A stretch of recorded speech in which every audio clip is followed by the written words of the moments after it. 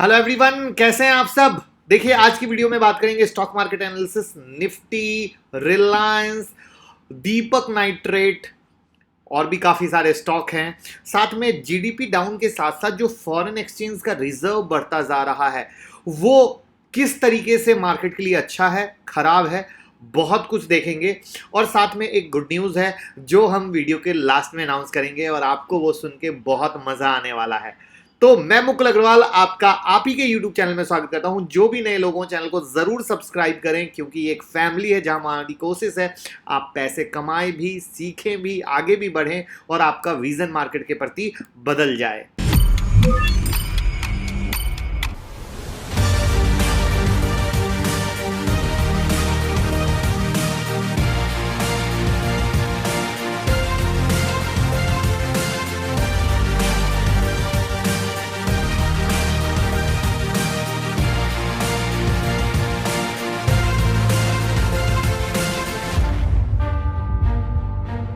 तो चलिए शुरू करते हैं। सबसे पहले निफ्टी के एनालिसिस से जिससे आपका पिक्चर क्लियर हो सके और उसके बाद स्टॉक की बात और फिर फर्दर मार्केट की बात।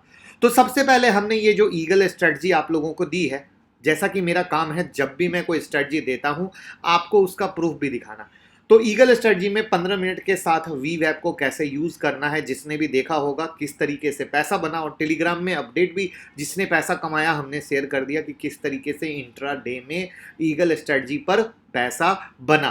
तो ये एक प्रूफ है जिस पे आप काम कर सकते हैं। और कौन सा स्टॉक है जिस पे बेहतर रिजल्ट मिलता है वो जानना हो तो 10 सितंबर की क्लास आप आ सकते हैं।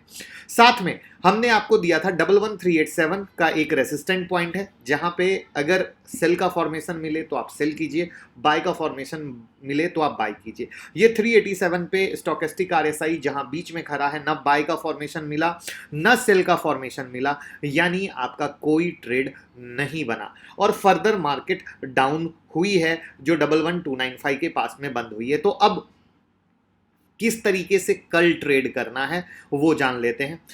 लेवल हमारे चेंज नहीं होते हैं, बच्चों वाले लेवल नहीं है। अब देखिए, जो इसका सपोर्ट पॉइंट है वो 300 यानी उसी सपोर्ट पॉइंट के पास में है। तो हमें तो पता नहीं है कि यूएस मार्केट क्या होगा, यूएस मार्केट से पहले प्रिडिक्ट करते हैं।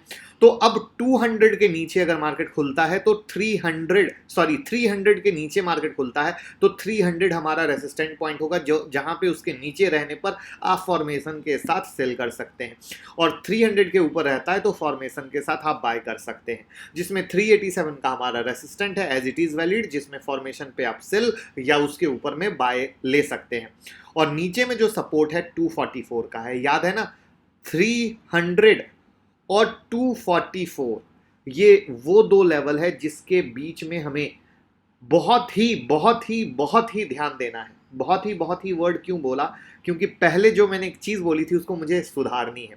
मैंने बोला था 300 के नीचे आप सेल कर सकते हो, नहीं, 300 और 244 के बीच में सेल नहीं करना है। जब 244 के नीचे में जाएगा, सेल का फॉर्मेशन बनेगा, तभी सेल करना है।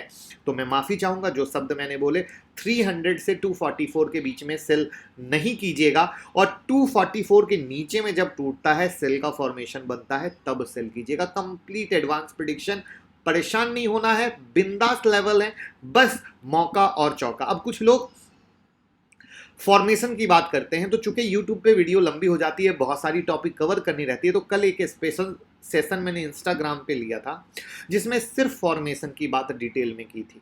तो जिसने किया है उनकी बहुत हेल्प हुई और आज फीडबैक भी आया, दिल प्रसन्न हो गया। तो अगर आपने ना देखा हो तो आप भी उसकी हेल्प लेकर पैसा कमा सकते हैं, क्योंकि ये आपका अपना चैनल है जहां पे आप पैसा कमा सकते हैं अगर सही से फॉलो करेंगे तो। अब देखिए, अब बात कर लेते हैं रिलायंस की। रिलायंस के बारे में एक ही मूल मंत्र, बिंदास, जब तक ब्रेकआउट नहीं होता है आप खेलते रहिए। 2135 2165 का जो रेसिस्टेंट दिया हुआ है और मार्केट उसी रेंज में चल रही है, उससे ना अंदर ना बाहर, और वो level as it is valid रहेंगे, आपको परेशान होने की जरूरत नहीं है। टाटा मोटर, अब देखिए, आज मैंने टेलीग्राम पे आप लोगों को जो भी स्टॉक का था अपडेट यहाँ पे दिया था। अब कुछ लोग पूछे ये टाटा मोटर कब था। ये देखिए, टीचर डे स्पेशल को हमने लाइव क्वेश्चन एंड आंसर दिया था जिसमें मैंने आप लोगों को बिंदास लेवल दिए थे। उस बिंदास लेवल में टाटा मोटर का 151 का सेल लेवल था, वहां से 142 का फ्री फॉल आपके सामने है, सैटरडे का लेवल। जबकि मैंने उस दिन कहा था ये जिस दिन आए आप काम कर सकते हो, कोई तकलीफ नहीं, कोई समस्या नहीं, कोई परेशानी नहीं, प्रूफ आपके सामने है। इससे आपको ये समझ में आएगा, स्पेशली जो नए लोग जुड़ते हैं, कि क्या पावर की प्रिडिक्शन हम आपको देते हैं। और टाटा मोटर में अभी भी कोई भी राइज बनेगा तो इस लेवल को ही वैलिड मान के रामबाण की दवा यूज कीजिए, रामबाण दवा। दीपक नाइट्रेट 761 का अगेन इसी वीडियो में लेवल दिया था और वहां से 757 पे फॉर्मेशन के बाद 735 का लो मारा, बिंदास। अब देखिए सैटरडे का लेवल ट्यूसडे को भी काम कर रहा है। मैं तो कहता हूं ट्यूसडे क्या, ये थर्सडे को भी आता तो भी काम करता। नेक्स्ट एशियन पेंट 2000 का सेल पॉइंट था और 953 का लो मारा, अगेन सैटरडे का लेवल। अब एक गुड न्यूज है, गुड न्यूज इस पे जब आप लोगों ने कमाया, जो मुझे फीडबैक दिया, दिल बहुत खुश हो गया। लोगों ने कहा सर इससे हमें इतना पैसा हमने कमा लिया कि अब आपकी क्लास को ज्वाइन कर सकते हैं, और हम यही चाहते हैं आपको जो मैं स्ट्रेटजी दे रहा हूँ उससे कमाएं या जो लेवल दे रहे हैं उससे कमाएं। इस पर मेरे को एक आइडिया आया, वो वीडियो के बाद में हम लास्ट में शेयर करेंगे। बट ये चीज़ों को मैं ये वीडियो में कम से कम 500 बार बोला था कि पेपर में नोट कर लेना, पेपर में नोट कर लेना, पेपर में नोट कर लेना, जिससे टेलीग्राम ट्विटर पे हर चीज़ को अपडेट करूंगा तो आप मिला सकोगे। अब जिन्होंने नहीं किया हो वो आज से शुरू कर दे और करते हैं आगे की बात। देखिए जो आगे की बात कर रहे हैं ना वो बहुत ज़रूरी बात है। कुछ लोगों को ये भाषण लग सकता है, कुछ लोगों को यूं ही, क्योंकि कुछ लोग टिप्स की दुनिया में चलते हैं फिर कमाते नहीं है, स्टॉक मार्केट को पे गुस्सा निकालते हैं। बट ये जो बोलूंगा ना बहुत इंपॉर्टेंट है, समझिएगा। जो देश का विदेशी मुद्रा भंडार है ना, अगस्त के लास्ट वीक में 541.43 बिलियन डॉलर पे पहुंच गया था। एक सप्ताह में 3.88 बिलियन डॉलर की बढ़ोतरी हुई। अब सवाल यह है कि जीडीपी डाउन और ये विदेशी मुद्रा भंडार बढ़ क्यों रहा है? तो पहले जानते हैं इसके रीजन को। आर्थिक मंदी के बावजूद विदेशी मुद्रा भंडार बढ़ने का जो सबसे बड़ा कारण है, इंडियन स्टॉक मार्केट में एफडीआई का आना, उनके इन्वेस्टमेंट का बढ़ना। पिछले कुछ महीनों में जो एफपीआई हैं, विदेशी पोर्टफोलियो निवेशक हैं, उन्होंने भारतीय कंपनियों में हिस्सेदारी बढ़ाई है। मार्च में भारत के डेट और इक्विटी सेगमेंट से एफपीआई ने करीब 1.20 लाख करोड़ की निकासी की थी, एग्जिट किया था वो आपको पता है। लेकिन साल के अंत तक इकोनॉमी के वापस पटरी पे लौटने के कारण एफपीआई भारतीय मार्केट में दबा के एंट्री किए हैं।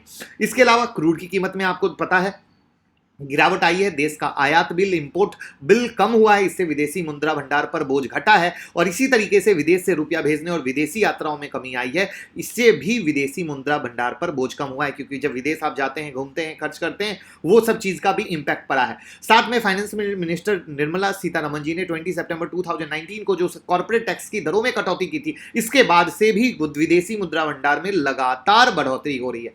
अब देखिए जीडीपी में गिरावट के बाद भी विदेशी मुद्रा भंडार का बढ़ना एक बहुत अच्छा संकेत माना जाता है।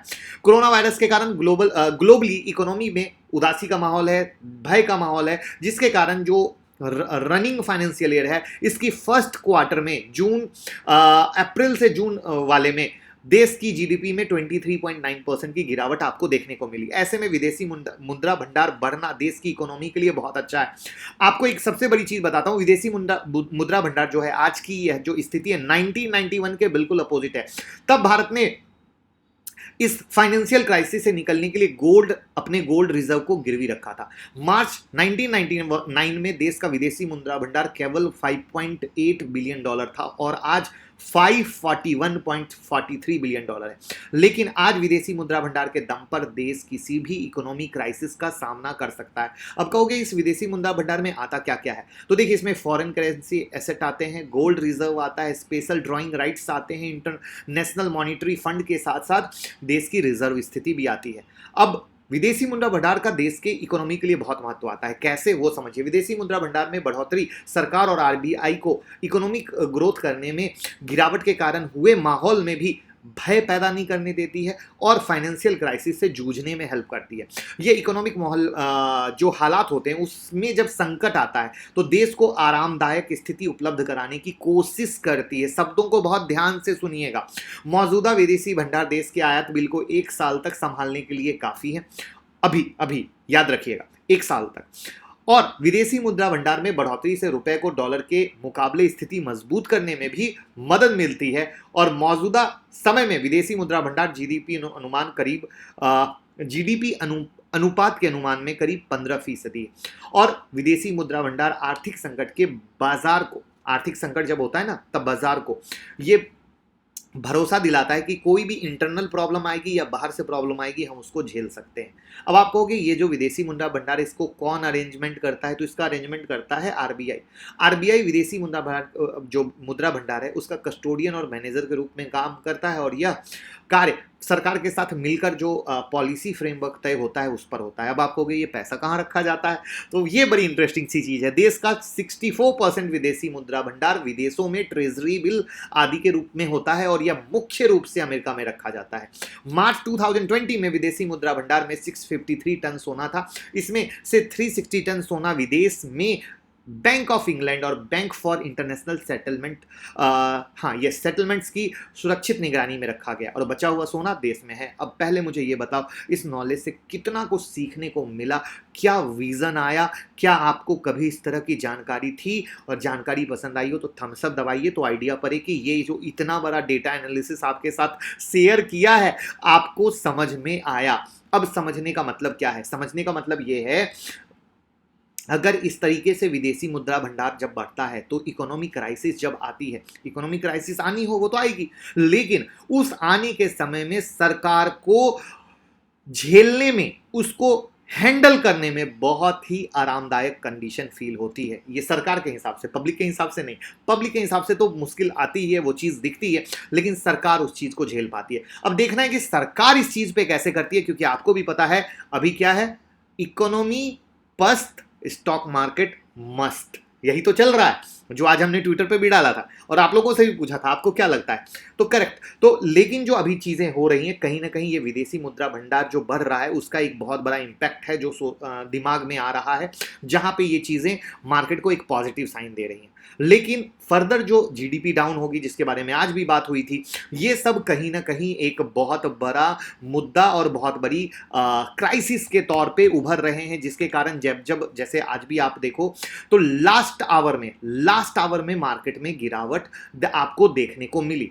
लास्ट आवर में जो गिरावट देखने को मिली उस समय भी जीडीपी के रिगार्डिंग ही मार्केट में डेटा आया था, क्योंकि क्या होता है जब शुरू में आता है तो लोगों को पता है अरे आएगा, सब कुछ होना है, बट अब चीजें जब कहीं पे हालात सुधर नहीं पाते हैं तो मार्केट पे इंपैक्ट दिखता है जो दिखा है। बट टेक्निकल जो शुरू में मैंने आप लोगों को लेवल दिया वो बिंदास लेवल है, आपको परेशान नहीं होना है। वो लेवल जब भी आए, जैसे भी आए, उसके ऊपर जब तक भी है आप बिंदास रह सकते हैं। लेकिन अपर लेवल में बाइंग नहीं करनी है, ये कान खोल के सुन लीजिए। ये 1 महीने से बोल रहा हूं, और 1 महीने से जब से ये मार्केट ऊपर के लेवल पे स्टेबल हो गया है, जिसमें 4 दिन रोते रोते ऊपर जाता है और 1 दिन में मार्केट धप देवर गिर जाता है, और स्टॉक वाइज भी जो एनालिसिस आप लोगों को बताई है उसके हिसाब से आप अच्छे तरीके से समझ पाए होंगे। तो ये एक बड़ी चीज है जहां पे गोल्ड रिजर्व जो ये विदेशी मुद्रा भंडार बढ़ता है वो इस तरीके से स्टॉक मार्केट को तो बाद में, बट इकोनॉमी को कहीं ना कहीं संभाल के रखने में बहुत ज़्यादा हेल्प करता है। अब बात करते हैं ग्रे मार्केट की। ग्रे मार्केट पे मैंने ऑलरेडी वीडियो बना रखी है, बट ये जानिए कि जब से ये आईपीओ का मार्केट गर्म हुआ है, ग्रे मार्केट में भी हलचल शुरू हो चुकी है, और स्पेशली हैप्पीएस्ट माइंड का ग्रे मार्केट में भी पंप है। पंप यानी ग्रे मार्केट में प्रीमियम चल रहा है। रूट मोबाइल का आईपीओ की वीडियो आज आपके पास आ जाएगी, आप वो वीडियो देख लीजिएगा। और ग्रे मार्केट में रूट मोबाइल का आईपीओ का भी प्रीमियम पे चल रहा है। दैट मीन्स कि जब ग्रे मार्केट में प्रीमियम चलता है तो ये उम्मीद की जाती है, ये माना जाता है कि एटलीस्ट लिस्टिंग गेन तो मिलेगा ही मिलेगा, जहां पे कहीं ना कहीं जिसको ऑपरेटर गेम कहिए या जो भी एक चीज़ कहिए, या रिटेल वालों का प्यार कहिए, कि रिटेल इन्वेस्टर का प्यार है, जहां पे आप देख पा रहे हो कि ऑलरेडी हैप्पीएस्ट माइंड तो ओवर सब्सक्राइब चल ही रहा है, रूट वाला कल खुलेगा ही, तो वहां पे ये एक चीज़ दिखाता है कि रिटेल निवेशकों की जो हिस्सेदारी बढ़ रही है वो बहुत ही पावरफुल तरीके से है, माइंड सेट वहां पे बहुत अच्छे तरीके से है, और इसीलिए ग्रे मार्केट में भी प्रीमियम पे कारोबार चल रहा है। तो कल जब मैंने डिस्कस किया था, मेरे पास क्वेरी आई थी कि सर ग्रे मार्केट से कैसे आईपीओ का रिलेशन है, कैसे हम समझ पाते हैं कि आईपीओ की लिस्टिंग कहाँ होगी ग्रे मार्केट के आधार पे। तो उम्मीद करूंगा कि ये जो पॉइंट मैंने डिस्कस किया कि ग्रे मार्केट में जब प्रीमियम पे मिलता है तो वहां पे चांसेस होते हैं लिस्टिंग गेन होने के। तो ये वाला पॉइंट आपको बहुत अच्छा लगा होगा और आपको सीखने को बहुत ही शॉर्ट स्वीट क्रिस्प में मिला होगा कि किस तरीके से ग्रे मार्केट से आप रिलेट कर सकते हो और किस तरीके से ग्रे मार्केट के आधार पर आईपीओ में लिस्टिंग गेन मिलेगा या नहीं मिलेगा आप समझ सकते हो। इसमें सिर्फ एक ही चीज ध्यान देने की होती है, वो होती है कि भले ही ग्रे मार्केट में आज बहुत अच्छा चल रहा है, मैं आपको इसका एक एसबीआई कार्ड से एग्जांपल देता हूं। ग्रे मार्केट में भी बूम धूम सब मची पड़ी थी, लेकिन जब स्टॉक मार्केट में किसी भी कारण से कोई बड़ी गिरावट आई हो, उस समय वो सब मट्टी हो जाता है और वो चीज़ वैल्यू नहीं करती। ये समझने की सबसे ज़्यादा ज़रूरी बात है, क्योंकि हम लोग कभी भी सिक्के का एक पहलू देखते हैं, दूसरा पहलू नहीं देखते, इसीलिए स्टॉक मार्केट में हम हमेशा नुकसान करते हैं। तो इस बात को याद रखिएगा, कभी भी कोई भी मार्केट कितना भी अच्छा हो, लेकिन अगर किसी सेंटीमेंट से मार्केट गिरते हैं तो वहां पे उसकी लिस्टिंग गेन मिलने के भी चांसेस खत्म हो जाते हैं। तो पहला सिनारियो और दूसरा सिनारियो, यानी सिक्के के दोनों पहलू, जो भी इंसान हमेशा देख के चलता है वो जिंदगी में सुखी होता है। और प्रॉब्लम यह है जो नए नए ट्रेडर मार्केट में आते हैं, वो इन दो पहलू को समझ नहीं पाते, सिर्फ क्विक मनी के चक्कर में रहते हैं, जहां पे फंसते हैं। तो उम्मीद करूंगा इंफॉर्मेशन पसंद आई होगी, तो प्लीज कमेंट बॉक्स में बताइएगा। और जिन्होंने 10 सितंबर की क्लास बुक नहीं की, आज लास्ट डे है, सीट बुक करें। इस तरह का जो भी एडवांस प्रेडिक्शन है, चाहे टाटा मोटर हो, दीपक नाइट्रेट हो, इस तरीके से ही आप निकाल पाओगे। और साथ में टेलीग्राम पे किस तरीके से जुड़ने का फीडबैक भर भर के है वो आप देख सकते हो, और उस तरीके से आप आगे बढ़ के खुद भी पैसा कमा सकते हो। तो बस हमारी शेयरिंग पसंद आई हो, हमारी केयरिंग पसंद आई हो, तो आप लोगों के साथ केयर करें। और वो सबसे बड़ी बात जो बताना भूल गया, आप लोगों ने जो पैसा कमाया टाटा मोटर में, दीपक नाइट्रेट पे हमारे साथ शेयर किया, हमें बहुत अच्छा लगा, और उसी चीज के आधार पे हमने एक डिसीजन लिया है, वो हम आपसे शेयर करते हैं। अब जो वो सबसे बड़ी चीज है, जैसे ये ट्विटर टेलीग्राम वाला जो मैंने आपको नहीं बताया ट्रेड, पहले आप देख लीजिए किस तरीके से लोग कमा रहे हैं और किस तरीके से फीडबैक है। मेरी रिक्वेस्ट रहेगी जरूर पढ़ें, ध्यान से पढ़ें, जिससे कि, और ये मेंटर का सेशन है, तब वो गुड न्यूज़ आपको समझ में आ पाएगी कि किस तरीके से लोग मेंटर का सपोर्ट लेकर ग्रोथ कर रहे हैं। अब बात आती है गुड न्यूज़ की सब लोगों के लिए। हमने सोचा है जब हमारे पास फीडबैक आएगी, सर हमने कमाया, हम क्लास ज्वाइन करना चाह रहे हैं अब उस पैसे से ही, तो हमने सोचा क्यों नहीं 2 स्टॉक या 1 स्टॉक हर दिन निफ्टी के साथ ही यहां पर डालें। कैसा है आइडिया, कमेंट बॉक्स में बताइएगा, पहली बात। दूसरी बात, अगर वो 2 स्टॉक हम हर दिन देते हैं तो कितने लोग ईमानदारी से दिल पे हाथ रखकर हमारे वीडियो को शेयर करेंगे? ये खुद में जवाब लीजिएगा, स्पेशली जिनको वो 2 स्टॉक के लेवल चाहिए। सोशल मीडिया पे शेयर करेंगे या दोस्तों के साथ व्हाट्सएप में, अपने व्हाट्सएप का स्टेटस, फेसबुक पे, ट्विटर पे, जहां भी शेयर करेंगे, नहीं करेंगे, क्या है आज कमेंट बॉक्स में बताइएगा, फिर देखेंगे। तो कल से कुछ शुरू करते हैं, ये आपके लिए है, सिर्फ क्योंकि आप हमारी फैमिली हैं। तो हम आपको अपनी फैमिली मानते हैं, क्या आप हमको हमारी फैमिली मानते हैं? किस तरीके से, क्या है, क्या आइडिया कैसा है, ज़रूर बताएं। और साथ में फीडबैक आपके सामने है, जिससे कि आप भी आगे बढ़ सकें, हम सोचते हैं। Thank you so much.